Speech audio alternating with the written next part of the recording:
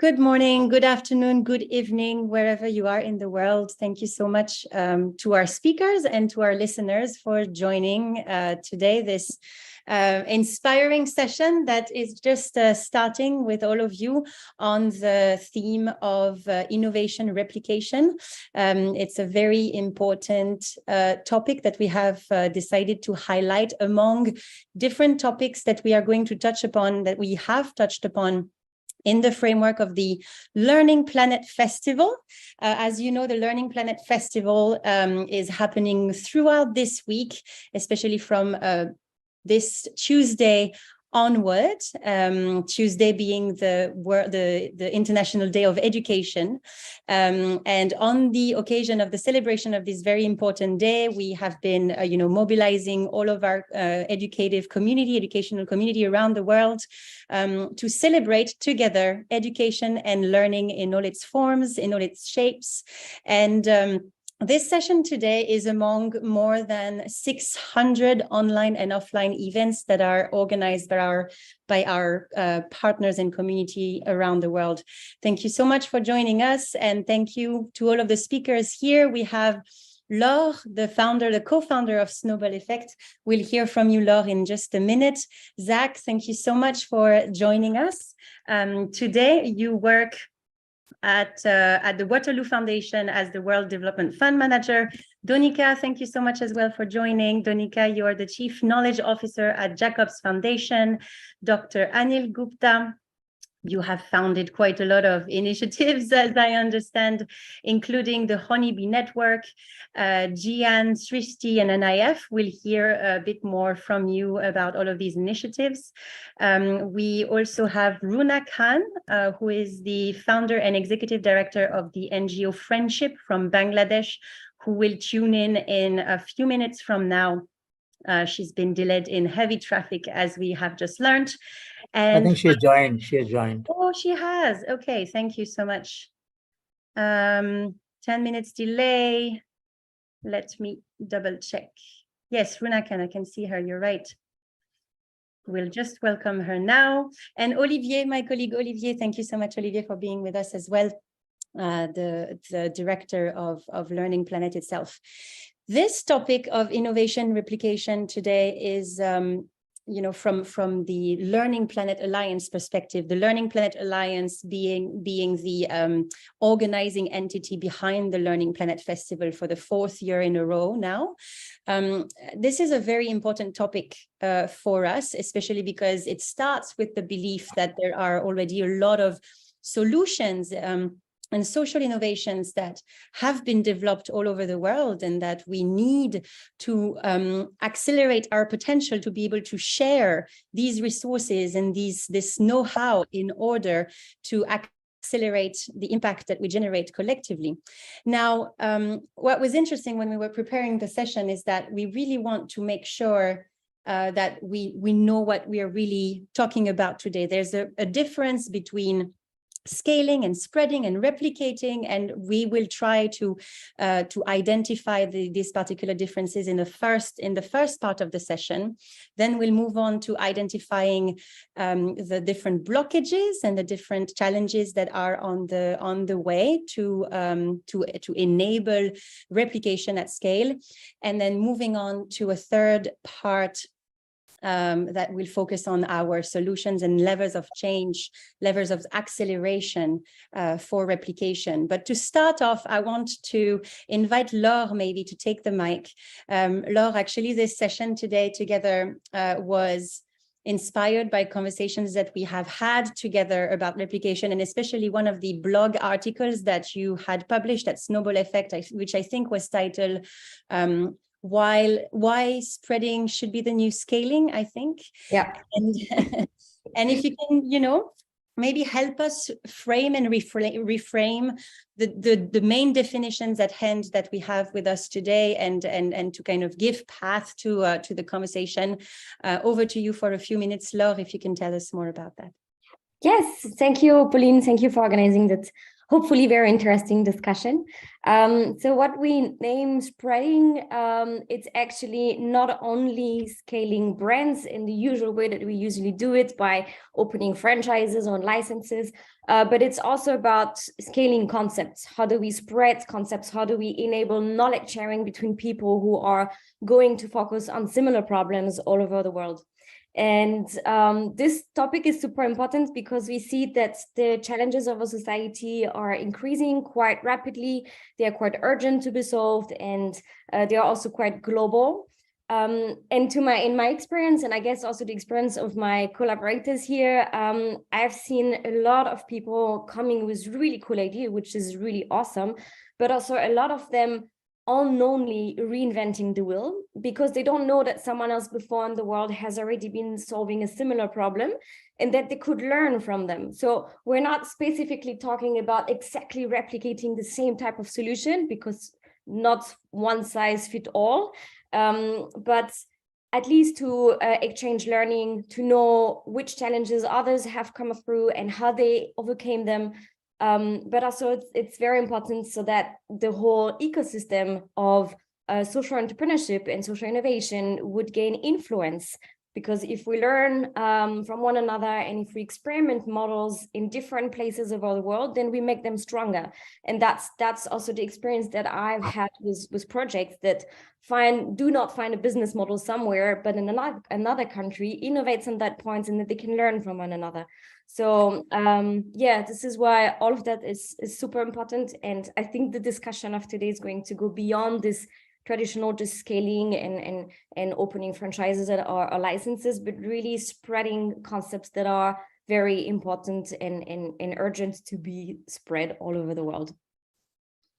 Thank you so much, Laure. And I am really sorry I missed to mention, obviously, in introduction, Cable Green, who is the director of open knowledge at Creative Commons, which is a beautiful example of an organization that has been able to really embrace collective sharing and collaboration mindset, which we'll talk about a little later. Merci, Laure. Thank you, Laure, for this introduction.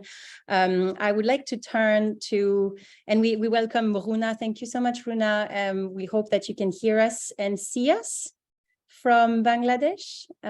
We'll get back to you very soon in the conversation. So moving on from Laure to Donika. Donika, you work with the Jacobs Foundation. What are some perspectives that you can share on the topic, the specific topic of spreading and replication for today's conversation from your angle? Over to you.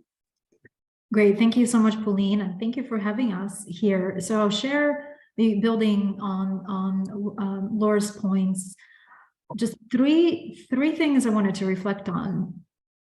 The first one is that, this topic that we're talking about now, of innovation and mainstream innovation in the broadest sense, we've been talking about this for a long time, right? I've been involved in this space for several years, and I feel that we've been oscillating between this extreme of nothing can be replicated because everything is highly contextually relevant, and then the other extreme being, everything is generalizable. If one thing works there, we can wholesale implement it. And of course, those are naive perspectives. We know that now, that the truth is probably somewhere in the middle, that we need to get comfortable with the fact that, yes, some things are actually quite relevant, and we need to pay attention to what others are doing, to Laura's point, that not reinventing the wheel over and over again. And at the same time, things cannot be replicated wholesale, that there's a need for adaptation for what we're trying to do, which is to think more about what are the core components or active ingredients of things that you can put into practice and implement within your own context. So I think that getting comfortable in that middle and living into that middle between these two extremes, it's good to see that we're starting to, at least in the discourse that I'm a part of and the foundation is a part of, it's getting more and more clear that we need to learn from the global perspective, but also be more intentional about that, how things are being replicated within contexts. The second quick point I wanted to make is also something about being more intentional and systematic about learning of what works and in terms of implementation.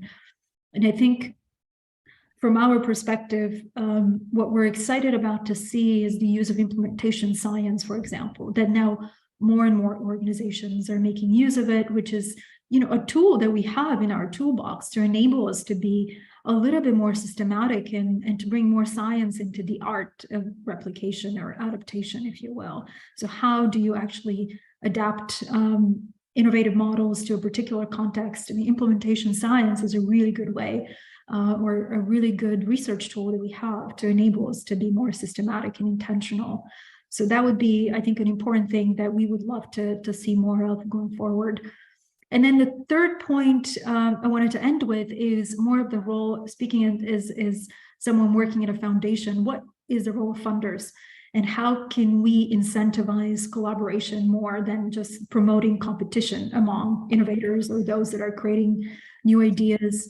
And I think there, I'm also excited to see that we're moving away from the traditional competition model, and we're starting to incentivize entrepreneurs to be more collaborative, to bring their competencies together, to bring their know-how together. I think that we have still a long way to go in order for us to get to a model where the collaboration is valued and there are business models that actually build on collaboration rather than competition. But it's exciting to see that we're moving in that direction. I will stop there and over to you. Thank you, Donika, for this very structured, introductory words about the topic. I really liked what you said about contextualizing replication and the fact that it's at the end of the day, and this is what we also like at Learning Planet, is all about learning, selecting what needs to be learned from successes, also from failures into the process, and move forward collectively and collaboratively on these issues. I wanted to give the mic to Professor Gupta. If you can hear us, Professor Gupta, you have been working with grassroots communities through different organizations and initiatives of your own. And very interestingly, you were the one also bringing forth this point that maybe replication in all contexts systematically might not be desirable, and that it needs to be thought through carefully and conditioned to what is it that we want to replicate, to where is it that we want to replicate. If you can give us a few insights from the field on what you meant by that, and build on from what you heard from Laure and Donika. Over to you. Thank you so much, Pauline. I have been involved in learning from people and cross-pollinating ideas for at least the last 40 years. And 36 years ago, when Honeybee Network started, our goal was to let people learn from each other through lateral learning, and without making them anonymous, sharing with each other whatever is learned in local language, and ensuring that if any benefit arose out of the diffusion of that innovation or commercialization of the innovation, a fair share went back to the people whose knowledge made it possible. So these were the 3 or 4 key principles with which Honeybee Network started. And Srishti and then Gyan in 97 thought about a triangle of innovation, investment, and enterprise. So when we thought of this triangle with probably the first incubator of grassroots innovations, which Gyan was in 97, we realized that I may have a great mind, I may have a great solution. You may have investment, say in Canada, innovation may be in India, and we may have to set up an enterprise in Kenya because that's where the problem is more urgent. Now, this kind of linkage between grassroots to global, in other words, reversing the globalization. Globalization means large corporations selling things to small people. What we are saying is that grassroots innovations can indeed change the global discourse if they could also be given a chance to influence the conceptual and operational framework of finding solutions. Now, that's where the question comes, what do we replicate? And the notion that you can replicate a technology or a solution regardless of the institutional context in which it evolved is flawed. What does the institution mean? Institution means that if there are people who are able to use second-hand materials and make a small machine for threshing groundnut, peanut, or let us say for harvesting a crop or for managing food processing or whatever, it could be a herbal technology, mechanical or whatever, then the context which makes it possible for people to access these materials and use them for solving problem is very critical. Second is the process through which solutions are found. And this sometimes is very incremental, small step-by-step process. Sometimes it is to meet one's own need, but many times it is to meet the community need. And that is why it often generates social capital when it meets the need of the community. Now, social capital then gets embedded with ethical capital when people say, look, I would not enforce my intellectual property right, even if I have one, against fellow farmers, fellow artisans, fellow mechanics. So for community level replication or diffusion of my idea, it is open source. You can adapt it, you can modify it, you can derive a solution from it further to meet the need in your community, which may be very different from mine, and that's fine, that's absolutely fine. But if a company wants to take it, they should take it on a licensing term. They should not get it free.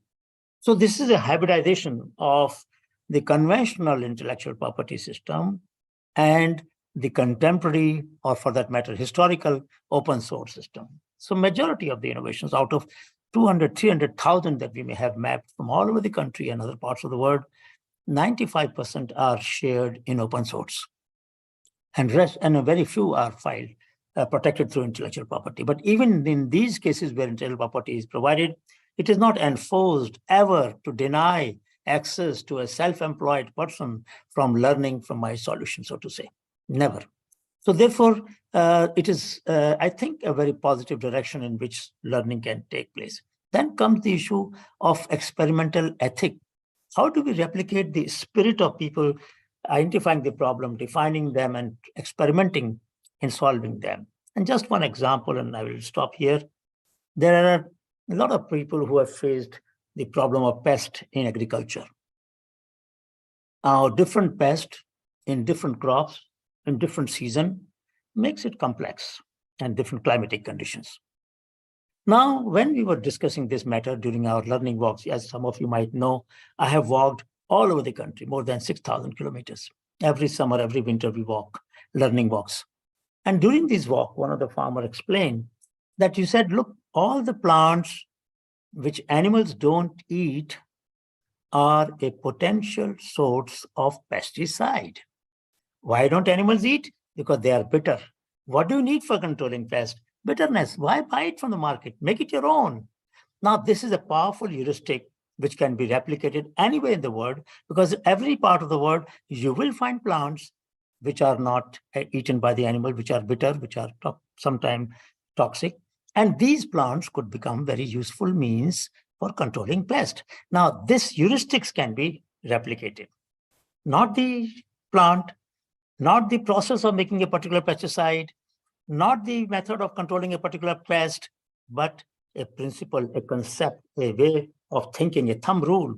And this, to me, is much more powerful, because once you replicate the heuristics, people can then derive local solutions from those heuristics. So I would say that we must not only get caught in replicating solutions, but we must also pay attention to the underlying principles, underlying concepts, underlying heuristics, and help those heuristics educate our mind all over the world to develop frugal and friendly and affordable solutions.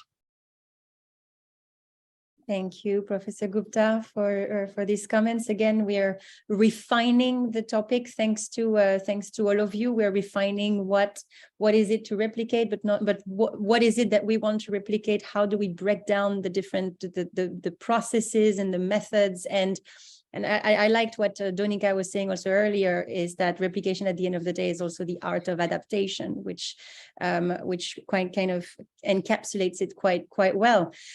So after hearing introductory comments from Laure, Donika, and Professor Gupta, unfortunately, Runa, I think, had to leave us probably for connectivity issues, but I would like to turn to both Cable and Zach for this first part where we are exploring what's at stake and what are the key questions that we should be focusing on this topic. If you could have, inviting both of you to share your reactions and to share your insights about what you have learned and also with regards to your respective organizations. Maybe Cable, you want to share some reflections about what you've just heard, Olivier? No, just very quickly, Rona seems to be here, so please, Cable, do start, but try to get Rona back in with us. Yes, on it. Great. Thank you very much. And thanks to all the speakers that are here. It's a very interesting conversation. So since I know we're at the beginning of the conversation, I'll put down some of our grounding principles as well. So I'm from Creative Commons. We're just had our 20th birthday. Creative Commons, in essence, is the legal infrastructure that makes it legal and simple to share, replicate, adapt solutions and the heuristics that we're talking about. Sometimes the legal aspects of sharing and replicating are boring, but when you actually get into doing the work, if they're not right, if you don't have the legal rights, then oftentimes those can be the barriers that stop the sharing and the adaptations from happening. So that's kind of our job as a global steward, is to make sure that that's all easy and that these licenses work everywhere. And not only our copyright licenses, but our public domain tools as well. I think the reason we were invited to this conversation, in addition to that kind of infrastructure piece, is that Creative Commons has one of the strategies as we look forward to the next 20 years is how can we participate in solving the world's most pressing problems? And part of our answer to that is that the knowledge and the culture about those problems must be open. So by open, we mean no cost access to the work, to the solution, to the thing that wants to be shared, plus the legal rights to use it, adapt it, keep a copy of it, share the work. Increasingly, intellectual property is locked up. It's put behind paywalls. It's not allowed to be shared. Increasingly, you're not allowed to own things. Companies want to lease something to you, and the moment you stop paying the lease fee, access is taken away. And what we try to do is the opposite of that. Let people keep it, adapt it, share it, modify it, translate it so that it suits their needs. So when we say you must, if we want to solve the world's most pressing problems, for example, look at the UN SDGs as a nice list, we have to open up the knowledge and culture. So for example, we can't solve for climate change if the scientific literature, the research data, the educational resources are closed, if they're locked up behind paywalls, if only the wealthy can access this information, then we're simply going to have fewer minds on the problem. To that end, we've recently launched a new campaign called the Open Climate Campaign, which is trying to live these principles. I'll share a link here. So the idea of that is that we're trying to open up all of the knowledge about climate and biodiversity preservation so that scholars around the world, researchers, have the raw materials that they need to continue their work, and that those materials are openly licensed and freely available. So last thing I'd say is that in general, when innovations are digital, they can be digital public goods. And so we, through open licensing or through dedicating works to the public domain, we have the opportunity to open these goods, these education resources, the research, the data, the drug patents, other things that we might want to share, practices, and share them with the world for the marginal cost of zero. So I think one fundamental question in front of us is, given that we have these tools and they're free to use and they're available and work globally, do we, as producers of solutions, whoever we may be, do we have an ethical and moral responsibility to share those solutions, because we can now do so at the marginal cost of zero when they're digital? Thank you. Thank you, Cable. And yes, you're focusing on on sharing openly the knowledge at Creative Commons. Thank you for giving us more information about this. That's a beautiful illustration of the collaborative mindset that we talked about. I'll get back to you a little later to understand, why we're still in an era where maybe we regress in our propensity to share with one another. I'll get back to you on this. Zach, over to you. Was there anything that resonated with your work at the Waterloo Foundation as an enabler, especially through funding of trying to find the best innovations out there, and how is it that you see your role and your insights from there? Go ahead. Sure, of course. So as Pauline said, Waterloo Foundation is a funder. So we work with lots of different ideas and people and things across different continents, similar to Donica. I won't say anything that has been repeated already, because everyone has made points that sort of build on each other. So to add value, I think an important way to look at replication or scale is not just the thing or the model or the idea, but it's the way of thinking that allowed someone to be successful. Replicating that process and way of working in different areas will help deal with some of that context issue, but will generate some of those similar successes that caused a model to not just be significant in outcomes, but maybe it's actually financially viable at scale too, which is very challenging to do. But really helping the way something was built and that process go somewhere else is very helpful. So an example could be human-centered design. That can be very powerful in completely different context to help get somewhere. Now that's of course sort of a way of thinking, but you can be even more targeted with something. So for example, something we do as a funder is we specifically try and find groups and people that want to think 10 to 15 years down the line and want to think. We don't want to design anything that isn't possible to be financially sustained, that doesn't rely on volunteers, etc. So different ways of thinking and pushing that and bringing those ways of thinking together, bringing people that have built something from different areas to that area to help them understand that context, but to help that team and people really understand how they were successful, I think is very valuable. So I'll leave it at that for now. Thank you for adding that layer in terms of, adding the fact that we're not talking about spreading knowledge, not only talking about spreading processes and know-hows, but also the ways of thinking and the mindset of people that have made it happen all over the world. Runa, can you hear us? Welcome to the session. Thank you very much.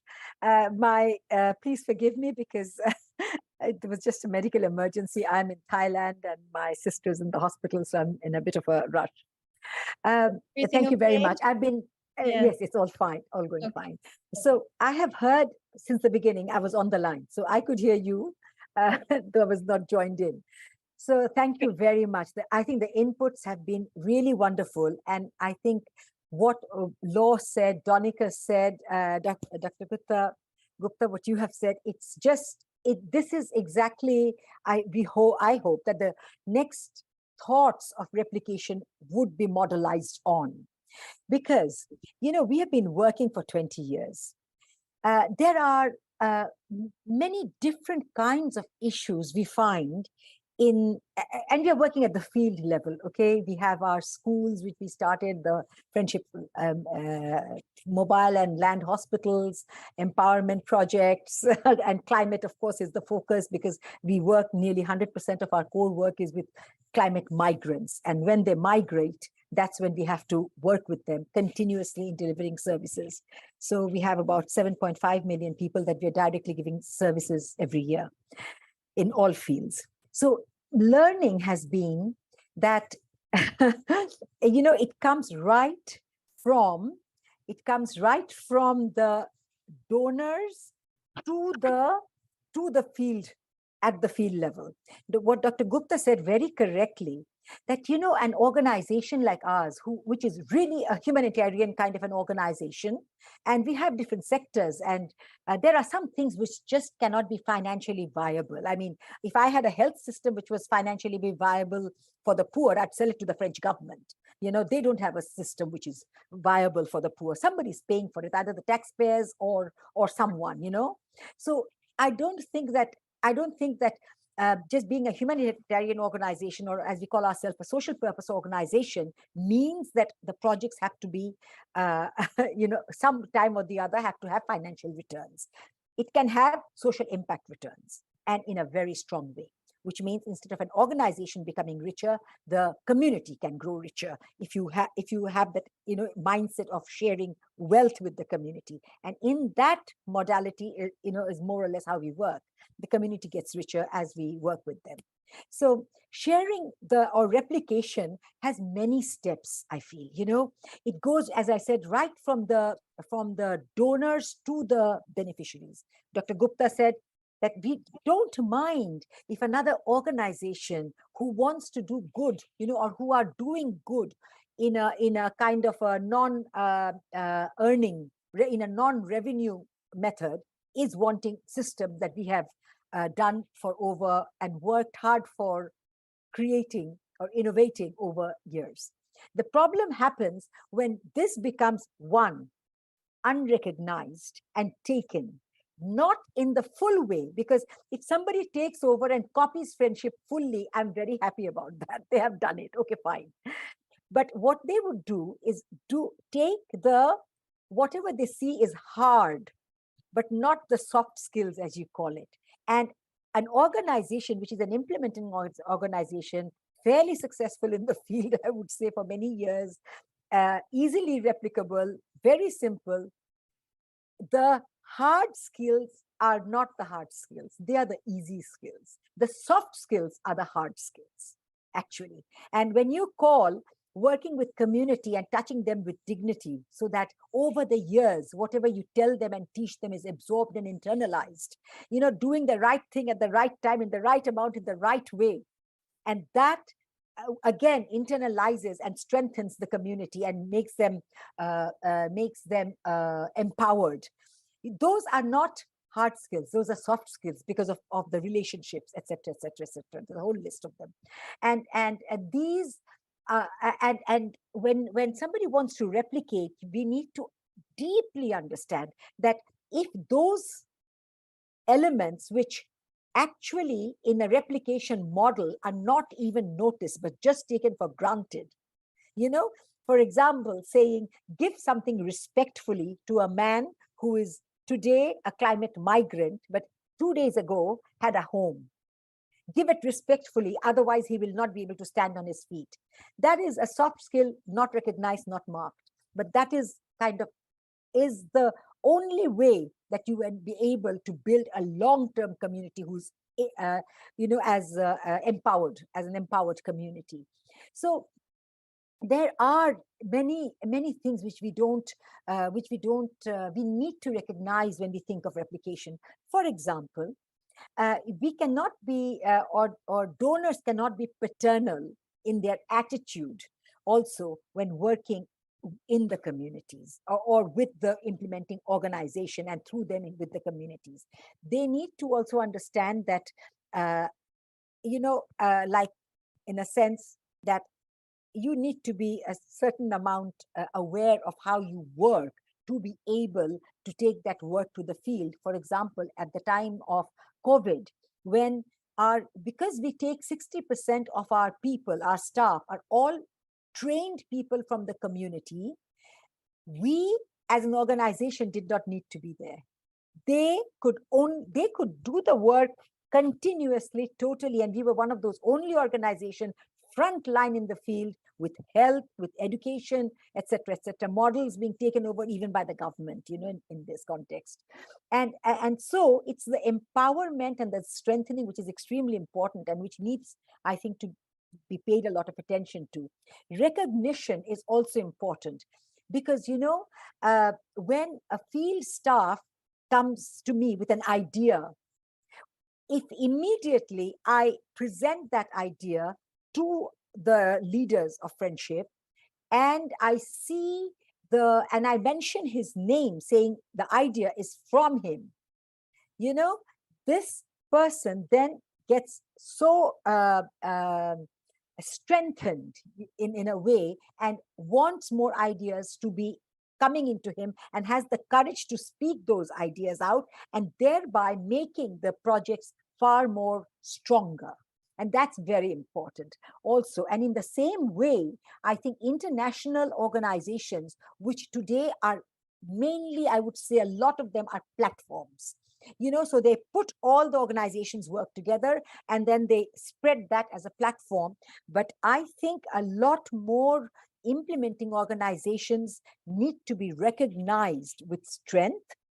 And I think then replication, the elements of replication, for the elements of replication to happen, we also need to work as we work for climate with the scientists, as we work with academia, as we work with people who understands in another country what they need, organizations which understand, we need to work with them a lot deeper. So replication and scaling and simplicity.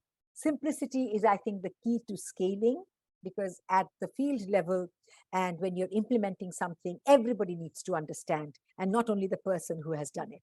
So everything is very simple, basically. It just needs to be kind of absorbed and understood, I think, and on the same working platform.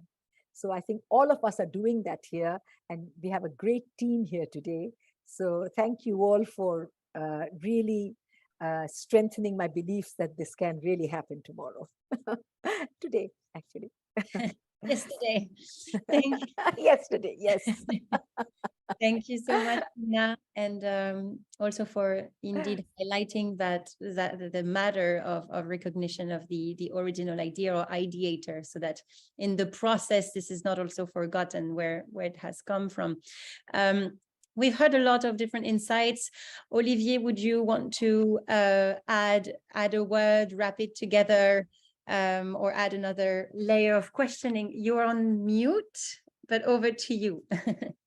Thank you very much, Pauline. Thank you very much, everyone. So very interesting to listen to all of you. I would like to share one kind of questioning more than I've been in the field of innovation in education worldwide for the past 15 years. And why we're working with scientists, and we can see the open science and the sharing in the open science world works quite well in participatory science and citizen sciences. We see a lot. I can see the work you do, Professor Anil Gupta, with farmers or different kinds of craftsmanship that can be shared and you learn from each other. I've seen this in quite a lot of fields.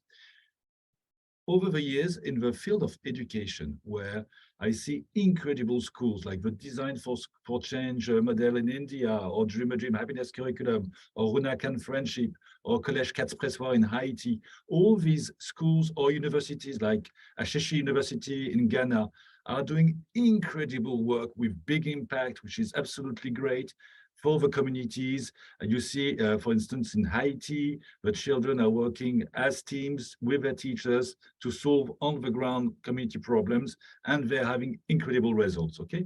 So I see all of these incredible programs, and at the same time, I see the big top-down scaled education systems, which do scale, but I scarcely see any ways of sharing efficiently what all these great, because I'm really focusing first and foremost on learning for sustainability, of all these great innovative pedagogies able to really share. So just to share an idea, maybe that you react at some point, what we started to manage doing with the Learning Planet is communities of practice, sometimes at a very local scale, taking 20 teachers with different kind of approaches, and they use the research pedagogy to work together. So they share what are the challenges they face, how do they solve them, what works, what doesn't work, further experiment, improve.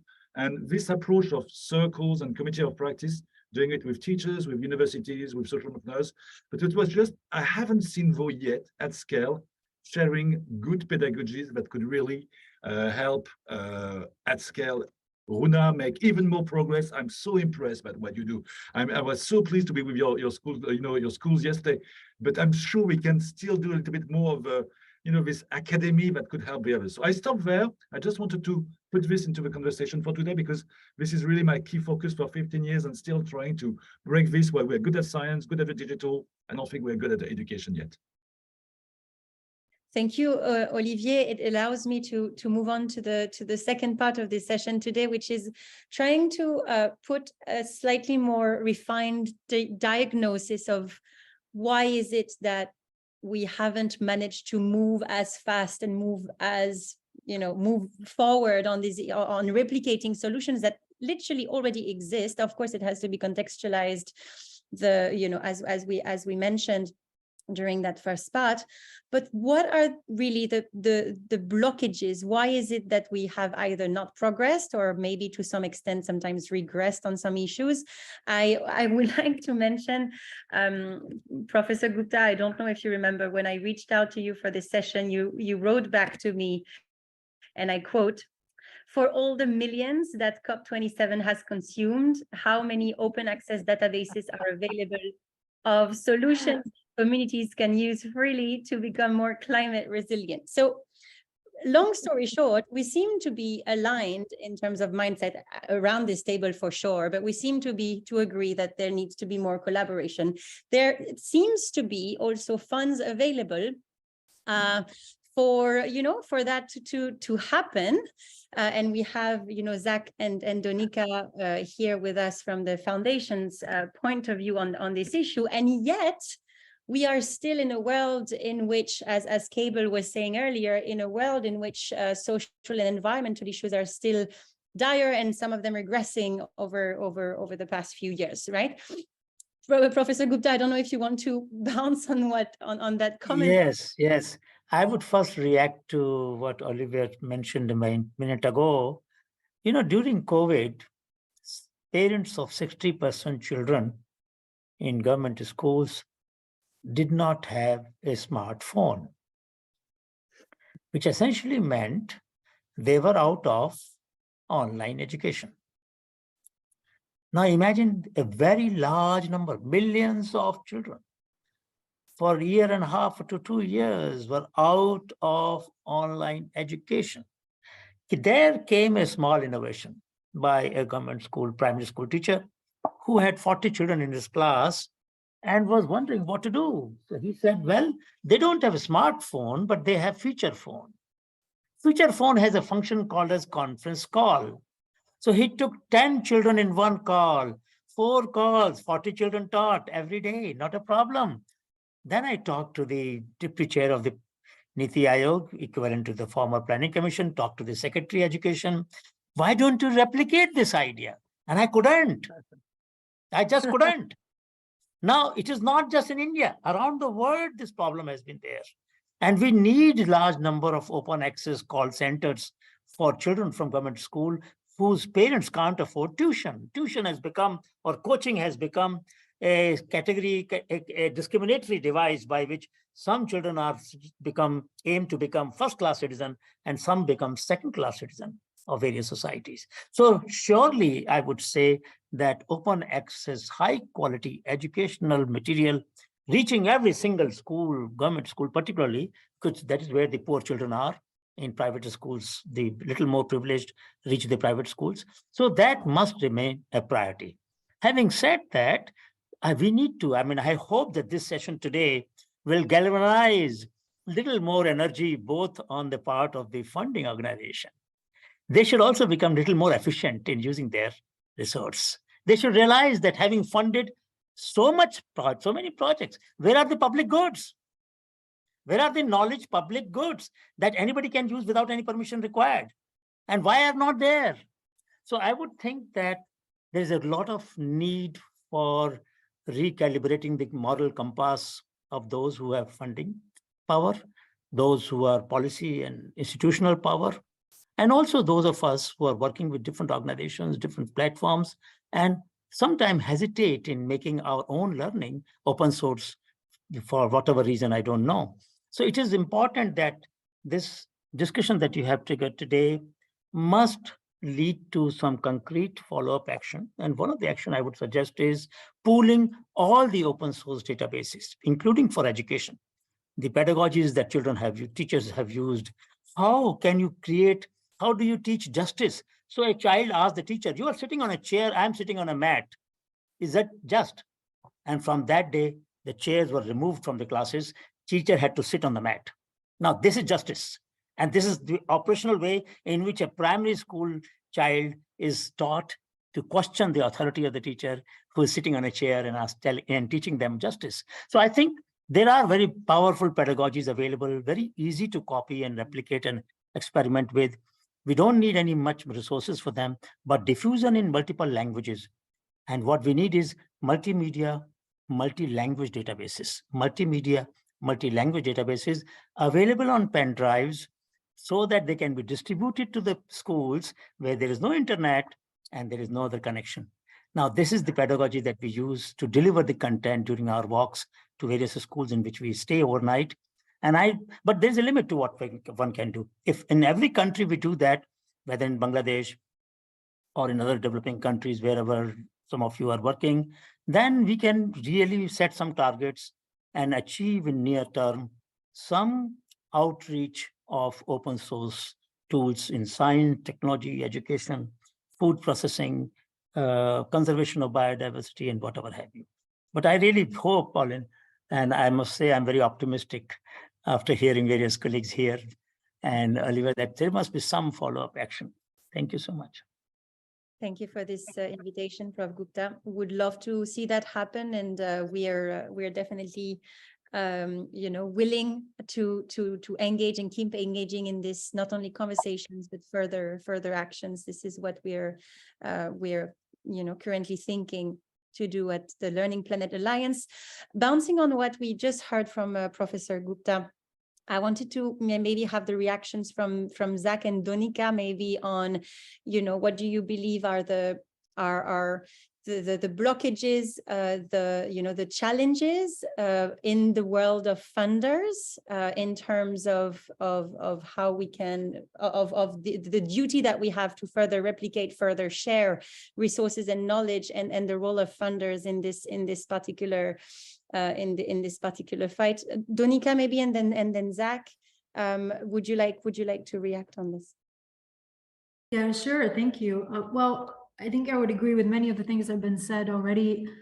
I think maybe highlighting 2 points. I think that the thing that we want to really ensure happens is that it's not just the funders that are kind of the aggregators of knowledge and the ones that are holding on to that knowledge, that we're creating mechanisms and ways of mainstreaming knowledge. I think that's what we're really looking at now, is how do we build institutions and platforms and ways of sharing what is being learned about what works and what doesn't, and supporting those organizations so that they can put it into action, whether that's within governments, who are also, by the way, thinking about what are the things that we want to replicate throughout our system, and are doing that in ways that are very ad hoc, not systematic, and oftentimes not based on evidence. So what access to knowledge should they be getting, and how do we make sure that, again, going back to the point of global level learning to local level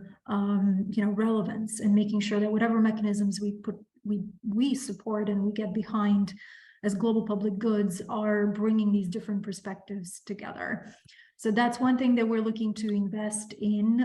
For example, we're supporting education.org, which sees itself as the knowledge bridge for policy relevant information on what works on different topics, synthesizing kind of the body of knowledge on, for example, accelerated learning. What have we learned about what countries should be putting into practice post-COVID? So there are mechanisms like that out there, and we're excited to see the consolidation and less fragmentation, even at that level, that more intermediary knowledge brokering level. And the second point I wanted to make too is, I think what can funders do more of, and again, going back to the original point of incentivizing collaboration and joint things that could be done together among innovators.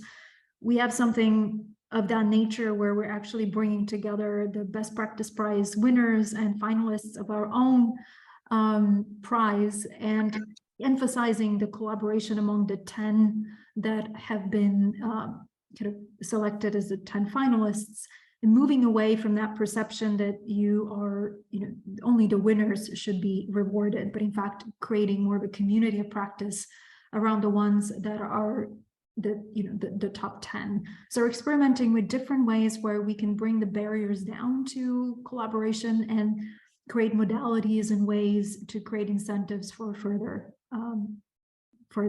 collaboration. Yeah.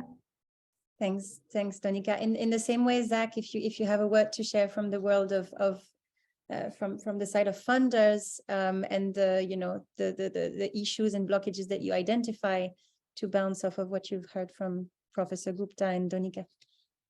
Now, of course, I mean, the mechanisms and actual tangible pathways that Donika mentioned are definitely needed. So I'm going to take a little bit of a different angle that's not quite as tangible, just to add some different food for thought. Whether it's a funder or an implementer of some, design, a lot of groups still struggle with promoting our innovation and what we do, both as a funder and as an implementer.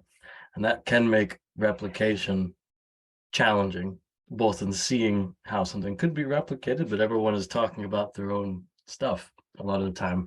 And then so everyone's promoting themselves as opposed to looking at what else is out there and how it might get moved somewhere else or used somewhere else.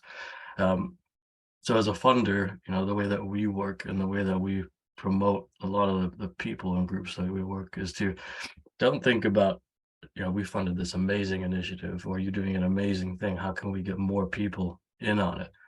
You find a person or a group of people that you think very innovatively on a macro level. There's a lot of potential just with this person in this one group even. Now, what can I do? What can we do as funders, or what can we do as an implementer to support you and what you're doing? We're not going to say you should replicate exactly what we're doing, but how can we help you do what you're doing better? And, obviously you have a certain knowledge and history and expertise, so you take that and help, apply what has worked for you to what they're doing. And I think trying to take that approach about what we can do for you. So I want to find out about your model, your ideas, maybe even help stoke some different ones, from things that we know, and go about it that way. I think could go a long way, sort of on top of those mechanisms that Donika mentioned. Because even if you have those mechanisms, if people are still trying to promote themselves or what they're doing, there's a lot of data that sits there that isn't actually utilized. So I think that, to me, is one of the key barriers. And I think in a lot of ways where funders really have to be pushing on that, because we don't have sort of often an exact mission. We fund lots of different things with different missions and groups. So theoretically, we could be more objective just in the overall world. So I think there is room to play for funders to help push that culture. And also, if people know there's funding out there to do those type of things, they might think about it differently. I think that's a challenge as well, as implementers, do need to receive funding to do something. And so there is some, going to what people think will get funded as well. And on top of that, I think there's some cross-cutting themes that aren't sector specific at all, that funders could look at more. I think, it's most things, if there's replication or scale, they're different, but most things that require some sort of capital, probably significant capital, even if it's human resources, someone is paying those people for the most part to do. So as a funder group, trying to look at how do we bring in sort of different types of money that already exist and focus on that, and how do we get that money into different sectors? So trying to innovate there as opposed to just in sectors, I think, is a very useful way, because if you have pots of money to replicate that type of innovation, people are able to do it a bit more. And so as a funder, we look there a lot. It's not we're trying to do education innovations or health or family planning innovations, which is the sectors that I recommend on in the foundation. A lot of it is, how do we get money from sources that we don't usually get money from in a continued fashion, and then go from there, and that can replicate to any sector. So I will leave it at that from now and pass it back to you, Pauline. Thanks, Zach. And I think that's important what you're saying in terms of, you know, maybe the foundations are very specifically and privilegedly placed in a way because you are funding different projects in a cross-sectoral fashion, to have that insight and to be able to be that ecosystem player which has that insight and is able to further provide research analysis on how replication and cross-sharing can happen among all of these grantees. So thank you, Zach, for highlighting that. To finish off that second part of the discussion, cable. You wanted to bounce off of, you know, the blockages that we face, you know, for replication. Over to you on this particular front. Thank you. I'll make just a few quick points. So I think organizationally, there's a persistent lack of awareness of solutions, of new ways of doing things. I regularly talk with governments and education institutions and scientific institutes around the world who don't know about open licensing, about open source. They've heard of it, but they haven't engaged in it, and they don't understand the potential. They don't understand how it works. And so there's still a lot of work to be done there. And then oftentimes with organizations, even once they understand, there's an unwillingness to shift to more efficacious open structures and budgeting, by the way, for the change that they may acknowledge needs to happen, but there's so much inertia oftentimes in especially larger organizations that make it a real challenge. So, I mean, take education and science as examples.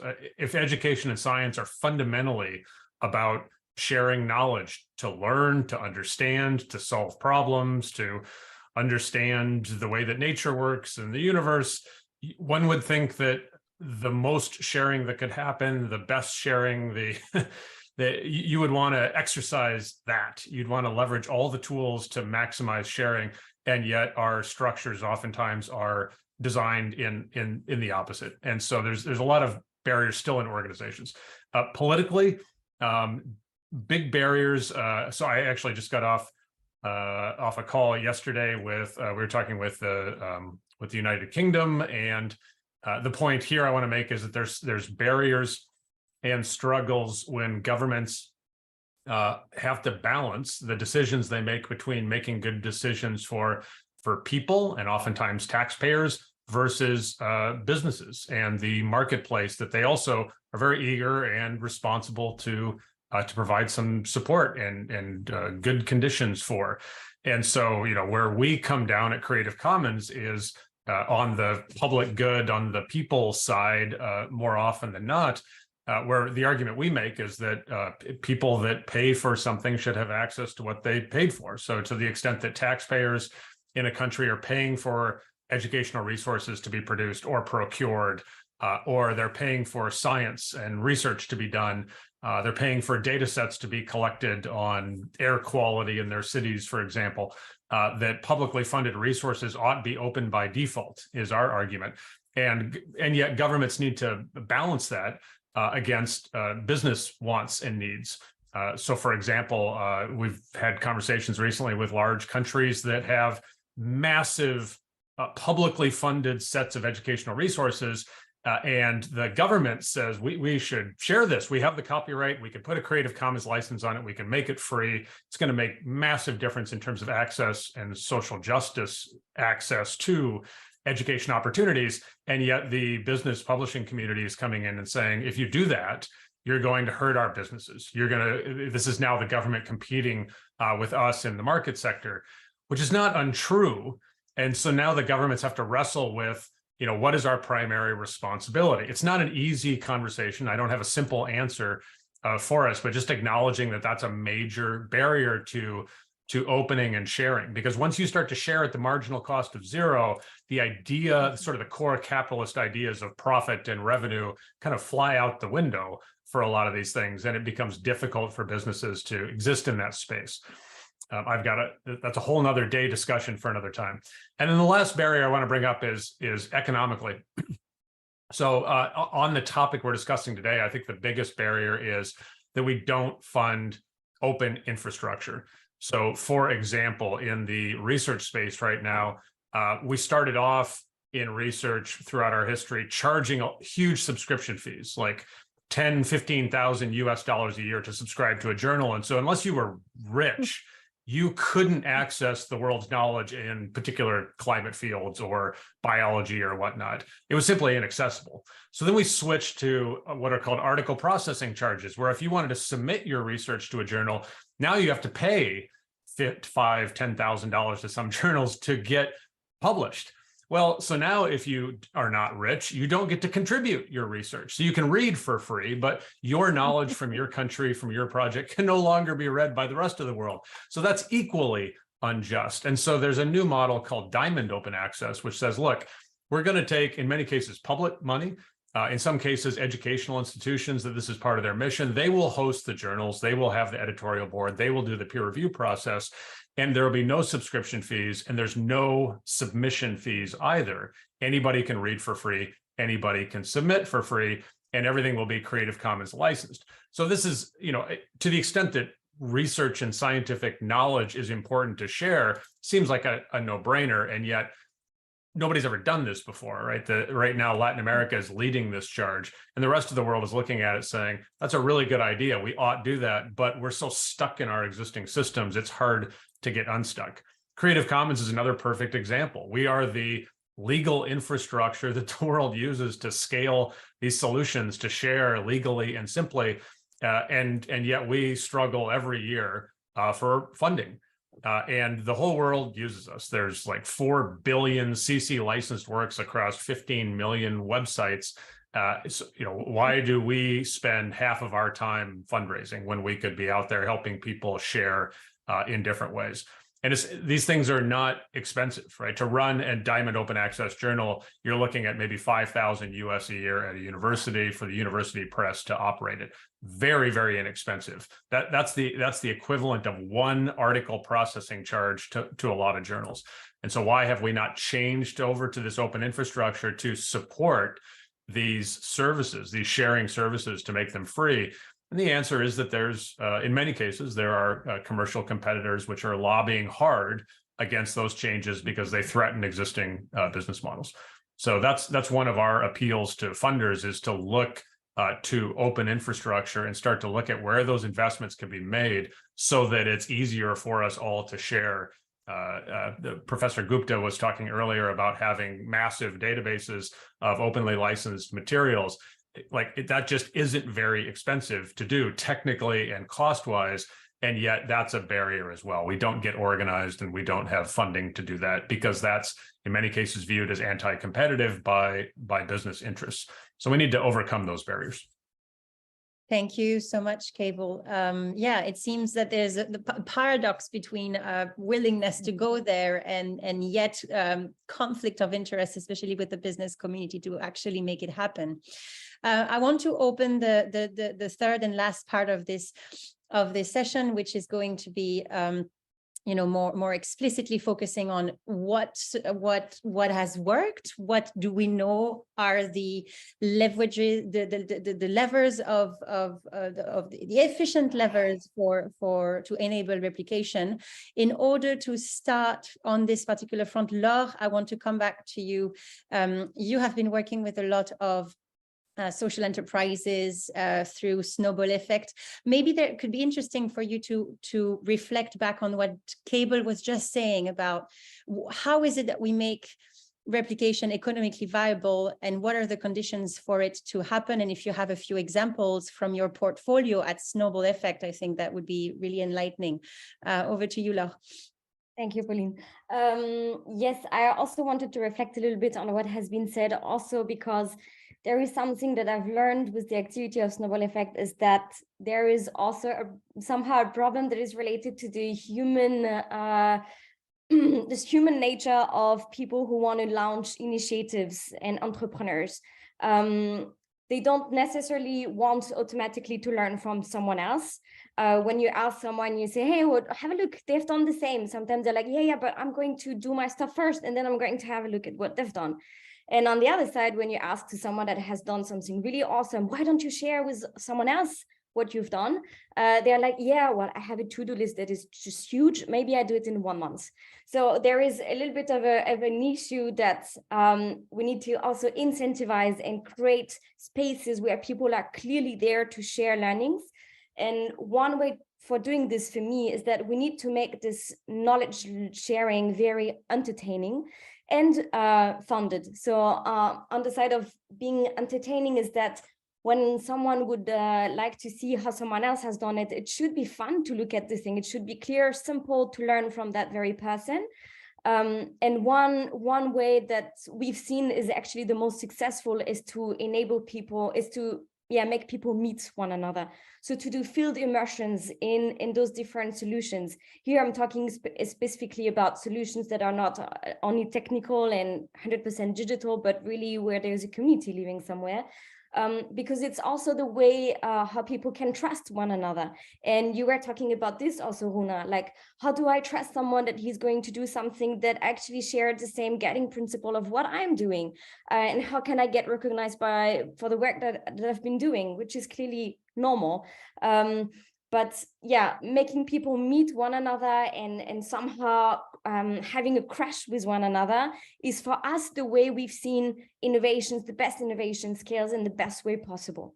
Usually it's actually people who've been volunteering for a project or who've been working for that very project and then going to a different country, city or region that actually do the thing and actually replicate the solution. And I think one crucial part that also funders can play is to fund the time of people like Runa and other people who've worked for years on solutions that are working, so that they take the time in their agenda to say, okay, I'm going to share with someone else because someone is requesting a call with me. So I just wanted to share all the learnings that I've had in those years doing the thing. Basically, we need to create those spaces where people will learn from one another and to make it entertaining, fun, and to make people meet personally, like in real life. Is it something that you have concretely implemented with Snowball Effect? I know that you have, if you can say a word maybe about your exhibition spaces for social innovation. Yes, sure. Go ahead. So for some years we've done it wrong because we didn't make people meet one another. There was also COVID, so everything was online and so on. And we've seen that was an obstacle. Yes, that was an obstacle, clearly. And so now what we do is that we indeed create solutions exhibitions, so in partnership with universities, municipalities, museum, whatever, where people discover solutions that are worth replicating, and they discover them in a quite entertaining way because they listen to audio files where people discover the story behind and what beneficiaries experience with those solutions. They see pictures. So this is why we make it entertaining. And then we contact people, we put in touch people who would like to do the same elsewhere. And then we clearly very much strongly believe in immersions, so that someone would take a plane to go in a different country and meet that person. And there is a really cool project done by the European Union for that, which is Erasmus Plus for entrepreneurs. And so we clearly need to leverage also on that program. But yeah, so until now, Pauline, we've done it a bit wrong, but what we've seen is that all replications who have worked and have happened is because people met one another, they trusted one another, and they could really feel what the solution is about, not only on a document saying this is the methodology, but actually learning what is the soft skills behind what you were talking about, Runa.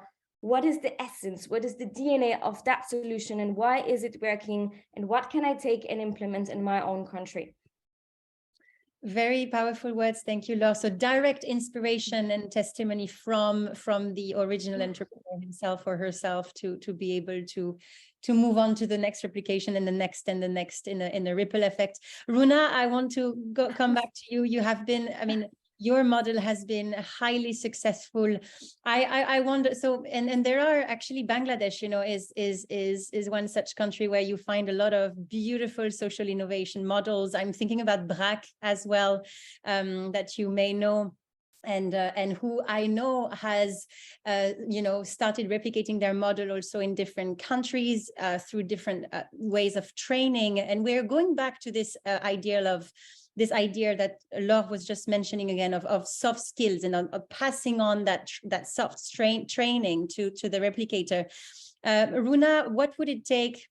What are the solutions that you have found works really well for replication, and what would it take for friendship to you know, to thrive in all of the countries of this world? Who knows? I have a lot of take, which may be a bit atypical. First of all, we have to recognize and realize what it is that we, you know, which are the things which makes a project replicable, and why we kind of standardize it to say that this project can be replicable. So that, you know, it's not a project which works for 1 year, 2 year, 3 years. You know, if you have enough money, projects can work for 2-3 years. So, you know, it needs to be something which has been done and can continue with quality. If the quality drops, you know, over the years, then it's again not something which can be which should be replicated. And if the scale can be done fast and smoothly over time. So time, quality, and the simplicity of the work, those are the things that, you know, you can say that, okay, those are the things that should be replicated. Not everything can be replicated because it can be very based on one particular community or element. So that's one. Number two is, I do totally agree, Cable, with what you said, a lot of what you said, you know, about public money, people getting in, you know, crossing over. So government is a very important player in this. And I'm afraid that, you know, governments like us, they move basically with with you know, what the large companies are saying or what the international communities are saying.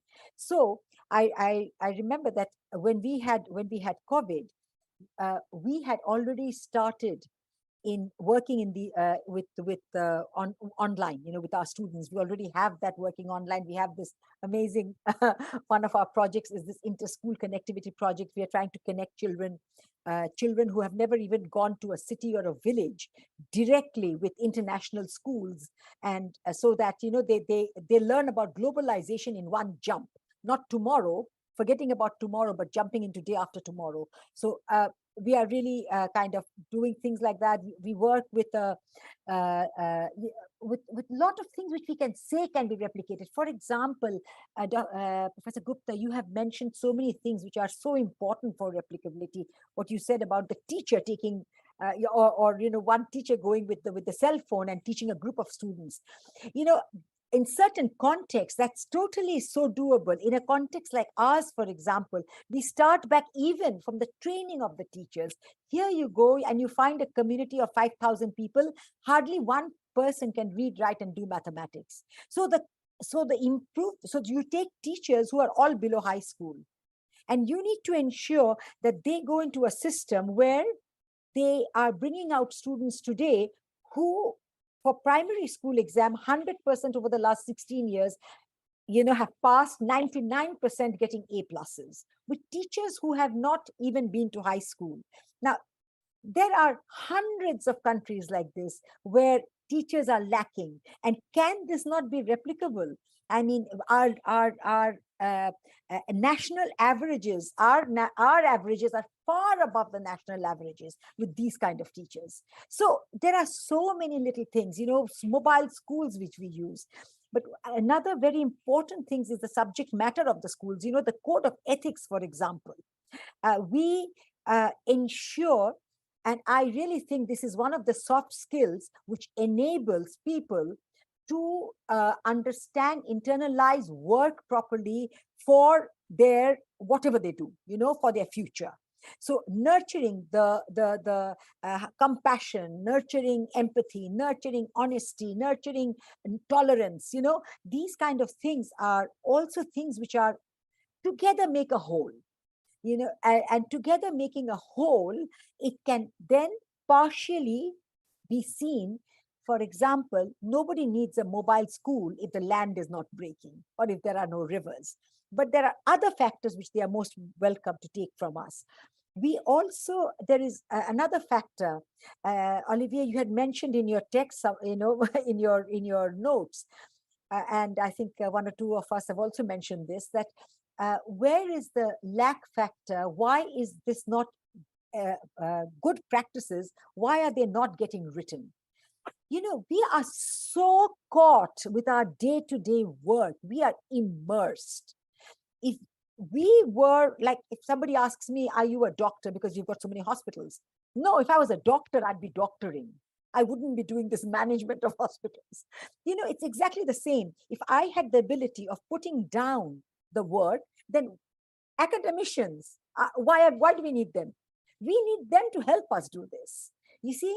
So I am sure there are many, many good practices around the world which can very easily be put together, but we need to get together to have these written, and have these worked in a way where others can replicate it. And I think this is a big dearth which happens between the academics and the implementers. And we need to, I think, step up on that. And the open sources, Cable, I am so interested in these because, for example, we have something which is called the mHealth. We were the first organization in Bangladesh to set up the SatMed services, which is an international emergency helpline all over the world with WHO and Luxembourg government. And we put up the first VSATs, with mobile VSATs in the country, with the ships. Yet, even for SatMed working with WHO and working with the Luxembourg government, they could not put together an open source of having a commonality of the disease patterns and difficulties that are taking it in from. We were 2 or 3 organizations working on it and universities. So there is something which is we might be able to identify, but even after identification, maybe it looks too simple and we don't do it, or we find it too difficult and we don't do it, or the government doesn't allow it, or the businesses don't allow it. But I think here we need to really work and try to see what it is that is stopping it from happening. There are so many people in the world who want this to happen, and great people, And if we are all on the same plane, I think there is hope. Thank you so much, Runa. Olivier, you seem to want to. I want to make sure that our guest panelists will have a little bit more time for the last word, for the last 10 minutes. But it's true that when I look at the model you have, Runa, for instance, where you have no teachers, but you've been able to train, or not really, to train the parents of a local community so that can be facilitators in the most remote villages, in the most flooded region, across Bangladesh. And at the same time, you have the best results across the country because you went to fetch a good content, quality content from Dhaka and other teachers, bring it there. But there's a lot of love, in the villages that support the children. They thrive. You have values like humility and dignity and many other values. So what has been done there is a very lean and very qualitative solution to access to education in the most remote parts of the world. For so many years, working with so many big players that want to scale good solution and saying it will take 30 years or take hundreds of schools, where you do it is simple, efficient, and could definitely be replicated, inspired. And so after not understanding for so long why such models, because I know others, are not being really inspiring. Now we've decided to do it with you and to bring the academics to document it, to help it scale. But I'm very surprised in terms of big international organization. I'm not even going for the foundations there. I mean, that's so obvious. You put it in the hands of a World Bank and in other players, it's just not happening. So that's still is a mystery. So we're going to do it together. But thank you. Let's stop there. Thank you, Olivier. Thank you, Runa, for the few minutes that are left. Bouncing on a few comments, especially from Olivier earlier on in the conversation, as well as some comments that I see in the chat. I wanted to maybe turn back to Professor Gupta and then Donika on maybe the role of networks and alliances. I know you've worked a lot with networks, Professor Gupta, and for example, the Honeybee Network, but so many other initiatives. How do you think these are vehicles for replication, and how is it that we can maybe better leverage them, maybe towards the institutionalization that Lisa was talking in the chat about? How do you see their role? The very first thought which comes to my mind, and I'm sure all of you will agree with that, is the concept of voluntarism. Because without voluntary engagement, without voluntary contribution, networks would not survive. The second thing is that mutuality of interest and recognition and respect for the contribution that network members make. So distributed leadership is a very important cultural element of networks, that if it should not appear that all the decisions in the network are being made by one central group or individual and the other people are merely following that. That doesn't work. That doesn't sustain either. Now, distributed leadership would also mean that sometimes there will be some compromises, some nodes in the network might move in a particular direction, some other may move in a different direction, but that pluralism is very necessary. Finally, one of the important elements, at least in terms of knowledge sharing, is the local language content. See, if we are not talking about local language content, then we are not being democratic. We are not talking about participation of common people. The most generous actor in the entire knowledge sharing framework are the common people. They share their knowledge without any expectation. They don't even put any restrictions. It is we who say, no, we need your prior informed consent. If you can't write, we will take it on the video and so on and so forth. We follow those norms, but they are not asking us to do that because they're so trustful and so open-hearted. So I think we should sometime imbibe a little bit of the spirit of the people who are so generous with their knowledge. And we have seen that over the 4 decades. We should also believe that there is no need to rediscover the wheel. A lot of problems can be solved today by learning from each other. Our experience shows that many of our databases are used in some strange places in the world. I can't understand why, for example, Europe would use more of the content of an open database in India than Indians themselves. So there are some very strange behaviors that I notice among the people who use when we look at the analytics about databases. But that is all right. If so long as it is used and it's shared, we are happy with that.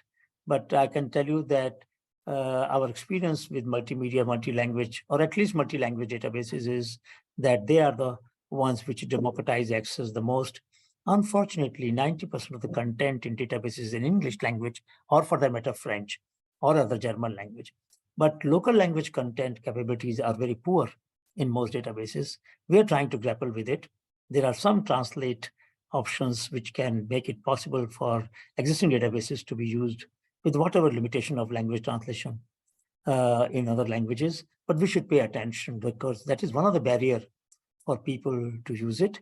We should also look at offline access, which means providing them on hard disk or pen drives and making these databases accessible to the small computers that may be there in school or wherever. Thinking of always online, I think is going away from the fact that large number of people don't have online access. The poor people, very many don't have access. So if you continue to rely only on digital framework, the experience of COVID will repeat. 60% children devoid of online education. So I think I'm a great believer in online. We are talking today because we have online connection, but we should also realize our communication today is just excluding people who don't have the high bandwidth. Runa was not able to connect for some time because of the connection problem that she was having in Bangladesh or for the matter elsewhere. And we should be empathetic about this realization that not everybody has a high bandwidth connection. And many people, many young students, many students from lower middle class can't access these kind of databases that we have online. So I think we should pay some attention how to distribute access at community centers, at community libraries, at other places, so that common people can access. Thank you.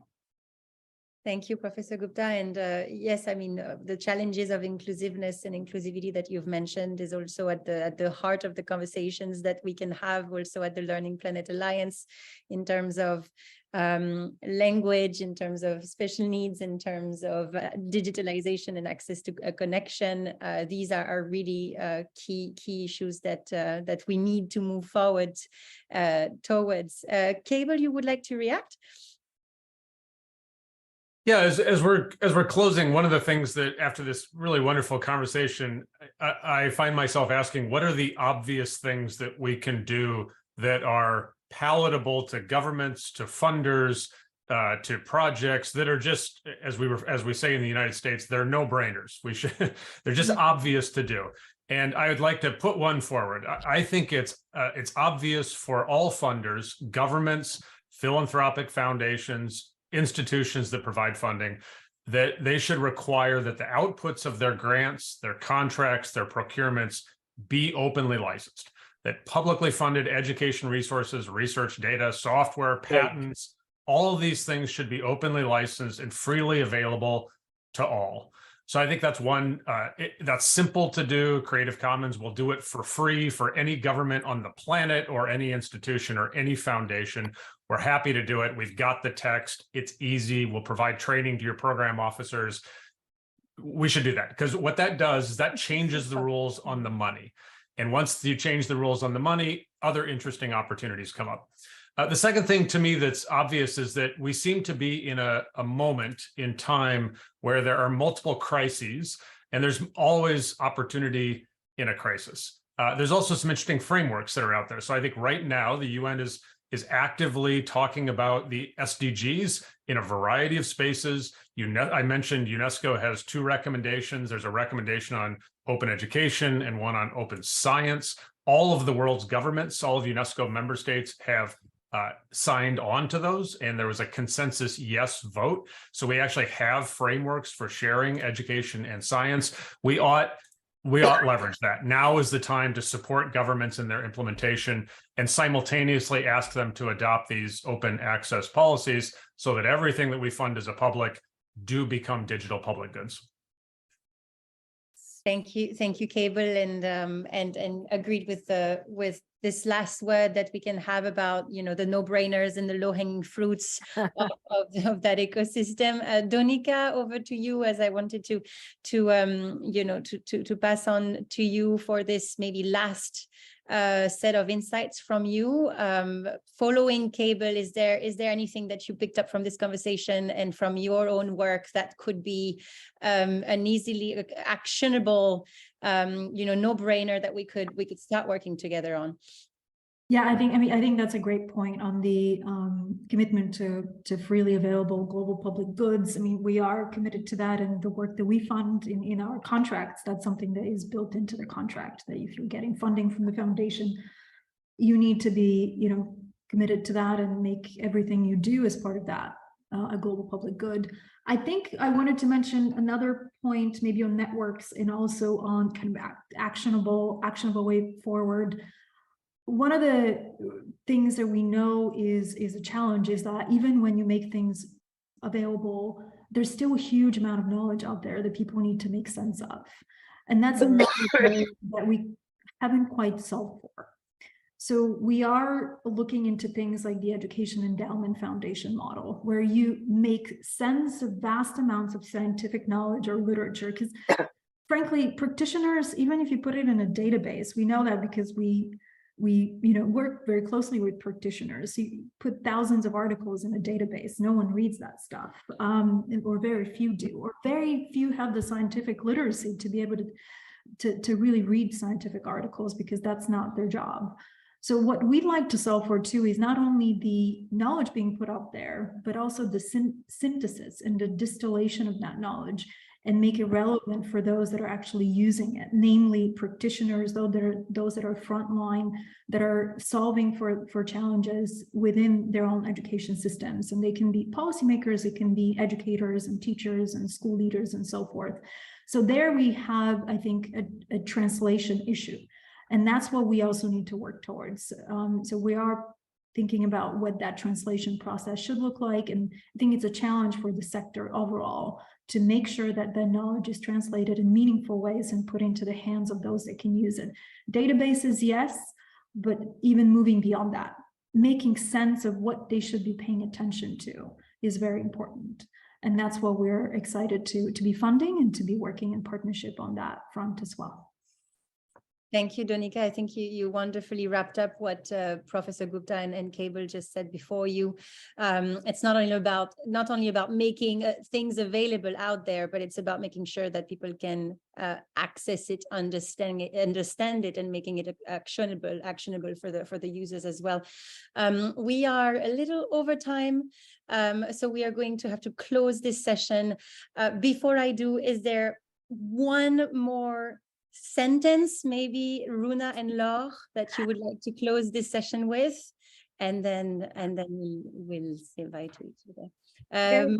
Laure, yes. Yeah, very shortly. I think it's very important to have all those databases, those documents made, to share knowledge with others, but also to try to see, do people really want all of that at first, or to try to cut down the knowledge and to listen to their needs and to step by step give them more if they want more, because this is the pattern that we've seen, that people are overwhelmed by the thing and in the end they say no. So that's another very big challenge, to give them one piece after another. So what do we want to replicate to? Who do we want to provide that knowledge to? The ones who really need it and express that need. And Runa, to finish. Thank you very much. Yes, I think I agree with Laure totally, of course, there. And but I think that also we should try to really not work on everything, but try to work on some things, so that so that the sharing is not overwhelming for anybody. So be very careful in selecting what it is which are really scalable. Because you can make 2 toilets, and with a good communication you become the world expert on toilets, and then you're running after that. So we need to be, I think, very careful of reality and what is possible, what is actually done. Thank you so much, Runa, for this invitation to be mindful and intentional and thoughtful on what we want to replicate. Thank you so much, everybody, for your time, joining very early, joining very late, depending on the geography you are. We'll be in touch, sharing with you the key takeaways in the replay of the session. But thank you for your knowledge. Thank you for being so open to sharing with the world. And then wishing you a very happy festival ahead. Olivier, if you want to add something. Well, good. It's been a great pleasure to have you all. Thank you very much. Hope we keep the conversation going. Thank you. Thank you all. Take care. Speak very soon. Bye-bye. Thank you. Thank Very you so nice. much. Wonderful, Pauline. Wonderful, Oliver. Everybody, thank you so much. Pauline.